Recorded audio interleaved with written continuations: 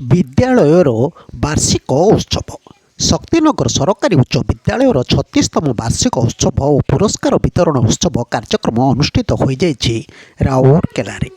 ବିଦ୍ୟାଳୟର ପ୍ରଧାନ ଶିକ୍ଷୟିତ୍ରୀ ସବିତାରାଣୀ ମହାପାତ୍ରଙ୍କ ସଭାପତିତ୍ୱ ଓ ଶ୍ୟାମପଦ ପଣ୍ଡାଙ୍କ ସଂଯୋଜନାରେ ଆୟୋଜିତ ଏହି ଉତ୍ସବରେ ରାଉରକେଲା ବିଧାୟକ ଶାରଦା ପ୍ରସାଦ ନାୟକ ଉଦ୍ଘାଟକ ଭାବେ ଯୋଗ ଦେଇଥିଲା ବେଳେ ବିଶ୍ରା ବ୍ଲକ ଶିକ୍ଷା ଅଧିକାରୀ ସୁପ୍ରତୀକ ବେହେରା ମୁଖ୍ୟ ଅତିଥି ତଥା ସମ୍ମାନିତ ଅତିଥି ଭାବେ ଡକ୍ଟର ସୁନୀଲ କୁମାର ନନ୍ଦ, ସୁମନ୍ତ କୁମାର ରାୟ, ସୁଦୀପ୍ତା ବେହେରା ଓ ମୁଖ୍ୟ ବକ୍ତା ଭାବେ ରବୀନ୍ଦ୍ର କୁମାର ସାହୁ ପ୍ରମୁଖ ଯୋଗ ଦେଇ ଶିକ୍ଷା ସହ ନୈତିକ ମୂଲ୍ୟବୋଧ ଉପରେ ଗୁରୁତ୍ୱ ଆରୋପ କରିଥିଲେ।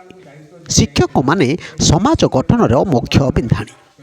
ମନାନ୍ତର ମତାନ୍ତର ରହିଲେ ବି କର୍ମକ୍ଷେତ୍ରରେ ଐକ୍ୟବଦ୍ଧତା ଓ ସୌହାର୍ଦ୍ଦ୍ୟପୂର୍ଣ୍ଣ ବାତାବରଣ ରହି କାର୍ଯ୍ୟ କରିବାକୁ ସେ ଆହ୍ୱାନ ଦେଇଥିଲେ। ଏହି ଅବସରରେ ପୂର୍ବରୁ ଆୟୋଜିତ ହୋଇଥିବା ବିଭିନ୍ନ ପ୍ରତିଯୋଗିତାରେ କୃତିତ୍ୱ ହାସଲ କରିଥିବା ଛାତ୍ରଛାତ୍ରୀଙ୍କୁ ପୁରସ୍କୃତ କରାଯାଇଥିଲା। ଅନ୍ୟ ଉପସ୍ଥିତ ଅତିଥିଙ୍କ ମଧ୍ୟରେ ଅଶୋକ ସାମଲ, ସସ୍ମିତା ମହାପାତ୍ରଙ୍କୁ ସମ୍ମାନିତ କରାଯାଇଥିଲା। ସୁଶ୍ରୀ ହର୍ଷିତା ମଲ୍ଲିକ ସ୍ୱାଗତ ନୃତ୍ୟ ଓ ଶିକ୍ଷୟିତ୍ରୀ ଶ୍ରୀମତୀ ମହାପାତ୍ର ବିଦ୍ୟାଳୟର ଆଭିମୁଖ୍ୟ ଓ ଅନ୍ୟାନ୍ୟ ପ୍ରସଙ୍ଗରେ ବକ୍ତବ୍ୟ ରଖିଥିଲେ।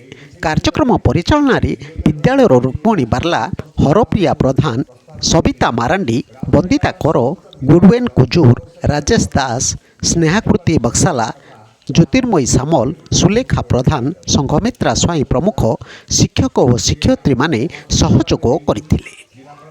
ବ୍ୟୁରୋ ନ୍ୟୁଜ ଓଡ଼ିଶା କଥା।